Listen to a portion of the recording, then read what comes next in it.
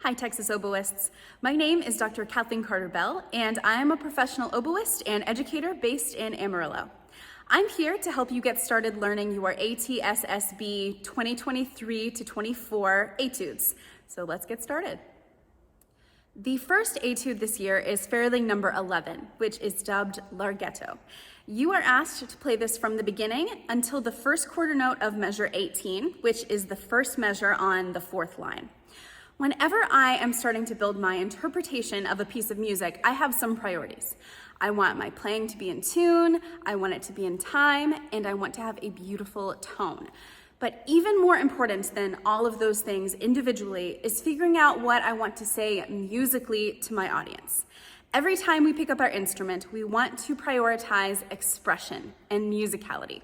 So think of your audition as an opportunity to share something meaningful and beautiful with those listening.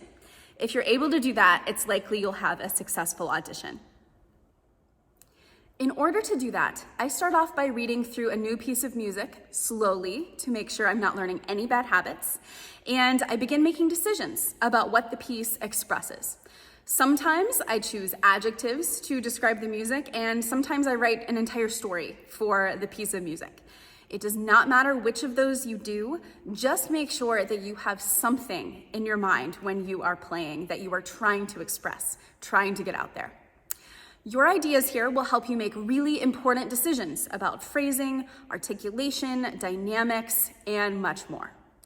For number 11, some of my words are yearning, nostalgic, and operatic. I think the best way to get the right feeling for these slower Ferling etudes is to listen to opera singers, as they are experts at getting the maximum expression out of a melody. As an oboist, I try to always play like a singer would sing, and that means not thinking about note, note, note, but instead focusing on reach and what is going on in between the notes, and that will help us get the most expression. Once you get an idea for how the etude goes, sing it and go all out. Even if you do not think that you are a good singer, go in your living room, close the doors, and sing it at your fullest. Go for it.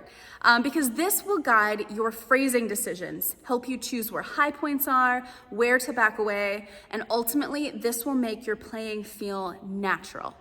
Find moments to heighten the drama. I write a lot in my music, and the things that I write the most are musical reminders or my musical decisions that I've made. And this way, every time that I come back to the piece, I don't have to relearn all of those ideas. They are there for me to remember. I circle or star the notes that I am really going to lean into or exaggerate. For instance, in the second bar of this etude, I am going to lean out on that first D so that I can relax down into the A, which gives this bar a great shape. And another example, in bar 4, those chromatic notes are really interesting. So I'm going to highlight those within the context of the phrase. And these choices help make our playing not only correct, but exciting and beautiful.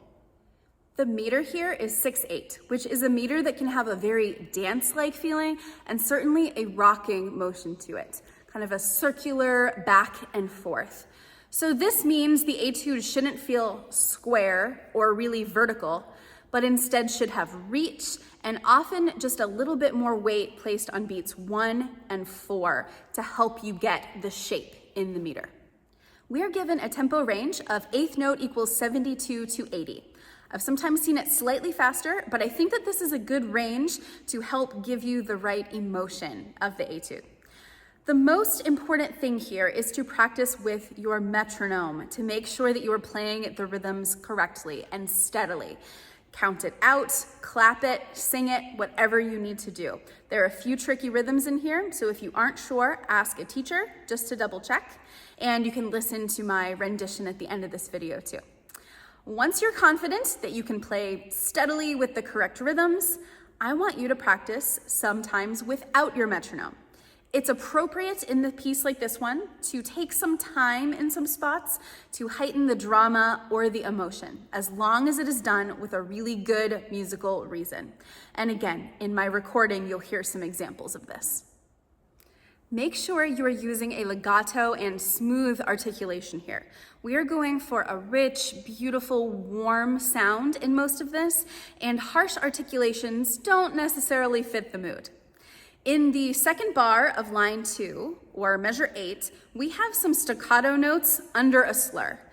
These should be much more legato than staccato. We want a clear articulation on them, but more or less connected. If we separate them too much, it doesn't fit the character of the whole etude. One of the challenges of this etude is the range. Make sure that you practice playing scales in this key, which is D minor, and practice them full range. So from low D all the way up to high D. Make sure that you isolate those high Ds and that you can play them really beautifully with a nice tone, because we have 3 high Ds on that very first line and we want them to be beautiful right off the bat. In order to get both our low and our high notes out well, we need to employ voicing.